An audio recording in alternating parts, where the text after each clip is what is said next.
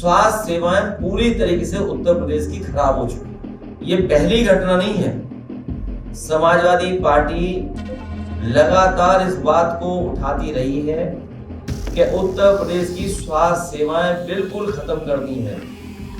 जो लोग ये दावा करते थे कि नए नए मेडिकल कॉलेज बनाएंगे, जो मेडिकल कॉलेज चल रहे थे, जो समाजवादी सरकार में शुरू भी हुए थे, उनको भी अगर किसी ने बर्बाद किया तो वो भारतीय जनता पार्टी की सरकार।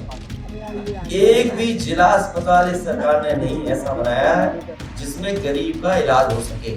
और ऐसे समय पर जब इमरजेंसी हो, उस समय तो किसी को इलाज मिलता ही नहीं है, और इलाज ना मिलने की वजह से भी बहुत सारे लोगों की जान चली।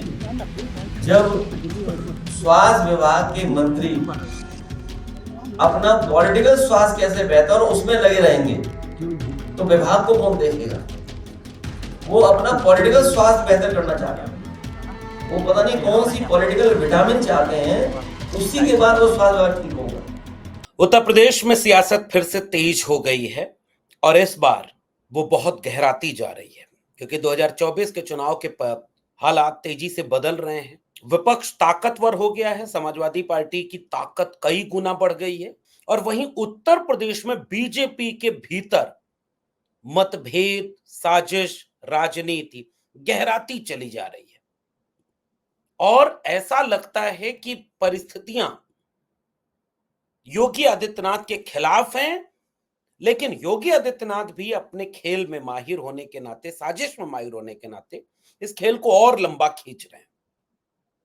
और इस बार इशारा किया है अखिलेश यादव ने, जो समाजवादी पार्टी के राष्ट्रीय अध्यक्ष हैं। उन्होंने एक बड़ा रोचक इशारा कर दिया। हम सबको पता है कि उत्तर प्रदेश के हाथरस में एक बहुत दर्दनाक, बहुत दुखद हादसा हो गया, और ऐसा हादसा जिसने कई घरों को उजाड़ दिया। लगभग 100-125 की संख्या में महिलाओं का उस भगदड़ में जान चली गई। मारे जाने वालों की एग्जैक्ट संख्या अभी तक सरकार नहीं बता पा रही है। कल्पना करिए कि एक देश जो आजादी का 75वां साल मना रहा है,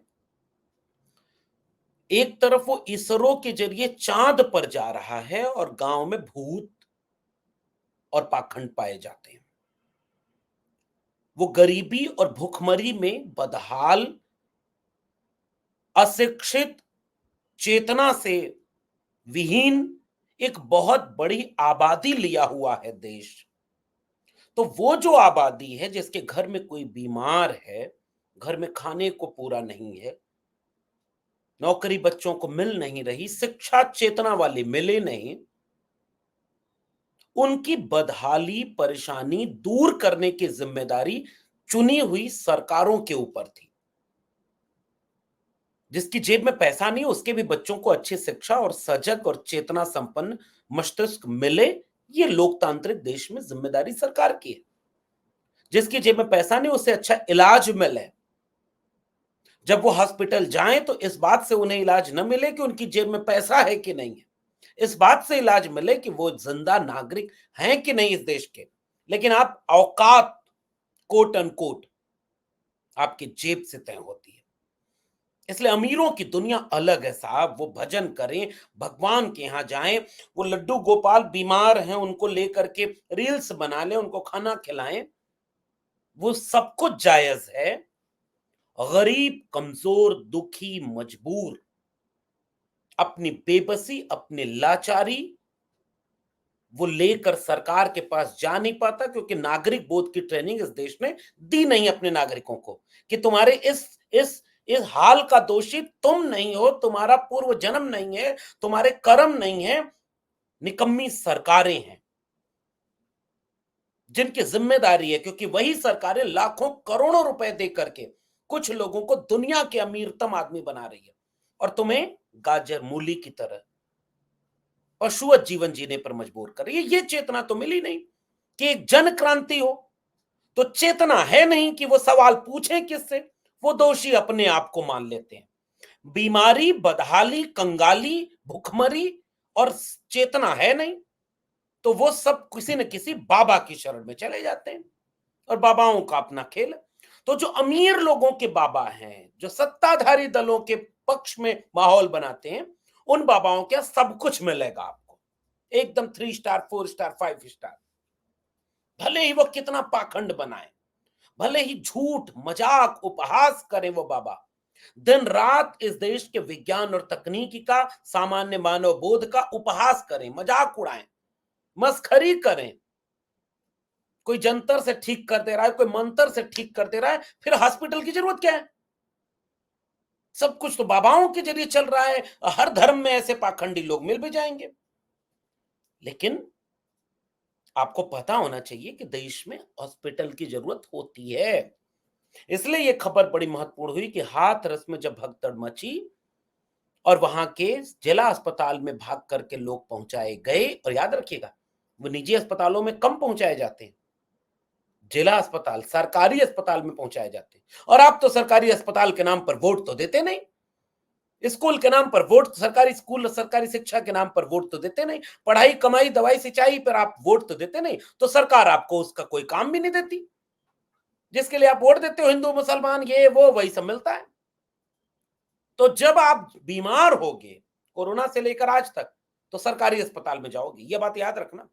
और देश के सबसे बर्बाद हालत में सरकारी स्कूल, सरकारी हॉस्पिटल, सरकारी संस्थाएं, ताकि जब ये बर्बाद होंगी तभी प्राइवेट खुलेगा और उसका व्यवसाय आगे बढ़ेगा। ये साजिश होती है। वहां गए तो न ऑक्सीजन, न डॉक्टर, न कुछ भी, सब कुछ भगवान भरोसे, उसी भगवान के भरोसे। लिखा होगा तो मर जाएंगे, इसमें क्या कर सकते, वैसे भी मर रहे हैं।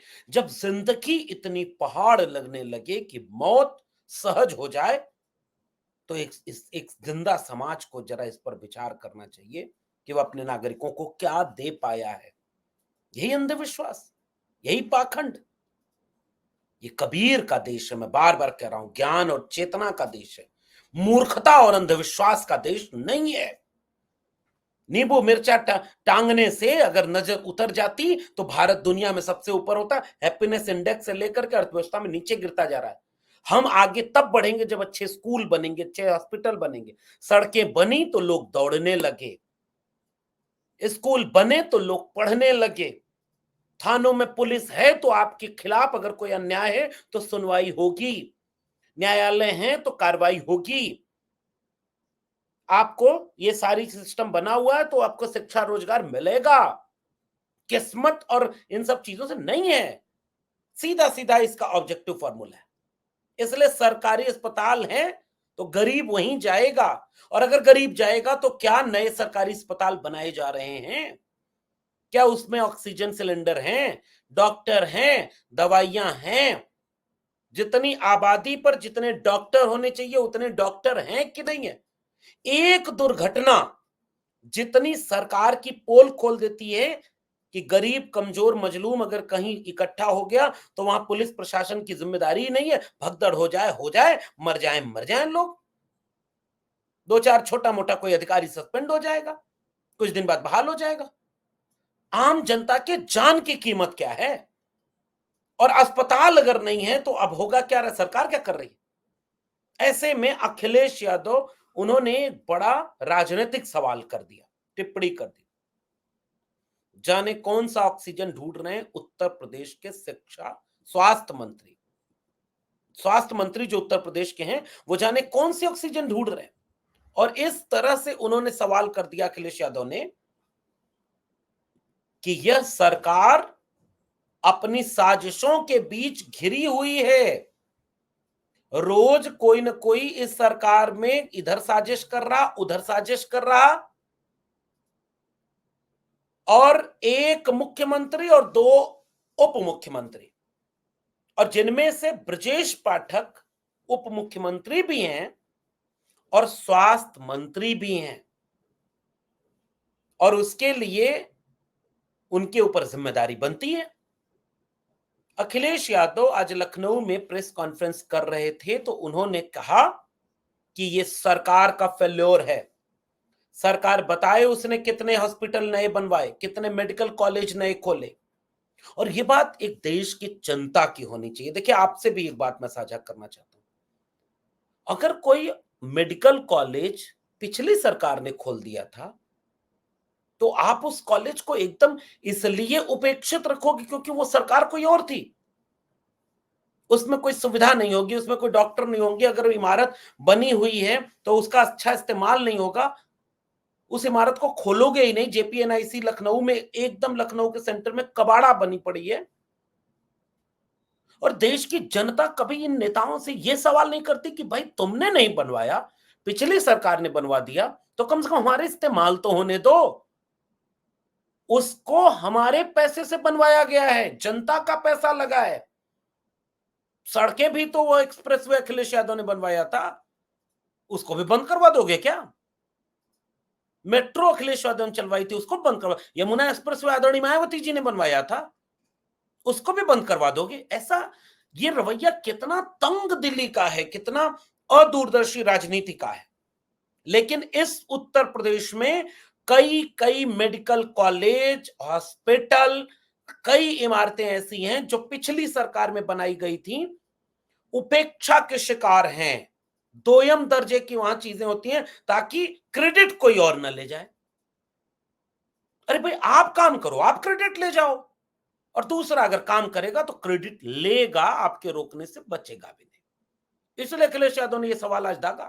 कितने medical hospital, medical college, hospital BJP सरकार ने बनाए।